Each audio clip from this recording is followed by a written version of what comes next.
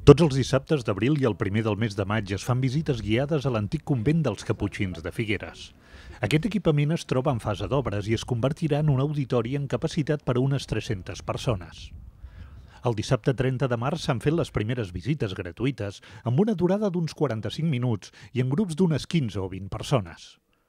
D'aquesta manera es pot veure l'estat de les obres que han finalitzat la primera fase i conèixer també la història d'aquest espai que a mitjans del segle XVIII va acollir la comunitat caputxina.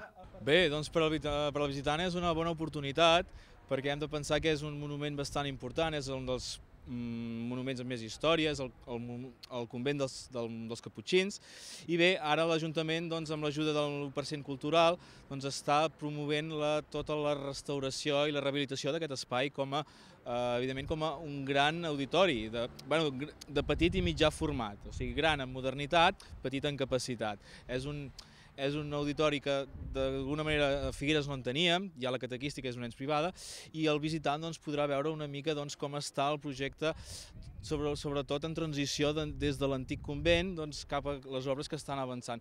De fet, estem entre la primera i la segona fase i això permet veure alguns elements i conèixer la història d'aquest convent. Serà tot un sistema de graderies retràctil i que quedarà plegat sota aquesta petita balconada que veuen aquí.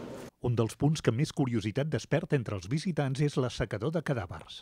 Entre ells, un dels elements evidentment més importants és l'assecador, és un dels elements més importants a nivell de Catalunya, no n'hi ha gaires d'assecadors de caputxins, i és una cosa que jo animo a tothom a venir-la a veure, perquè és coses d'aquí, coses dels figuerencs, i que bé, no es poden veure cada dia. Per apuntar-se a aquestes visites guiades que es fan en diferents torns entre les 10 i la 1 pel matí i les 3 i les 5 de la tarda, cal contactar amb l'Oficina de Turisme de Figueres. Es preveu que el nou auditori pugui entrar en servei l'any vinent.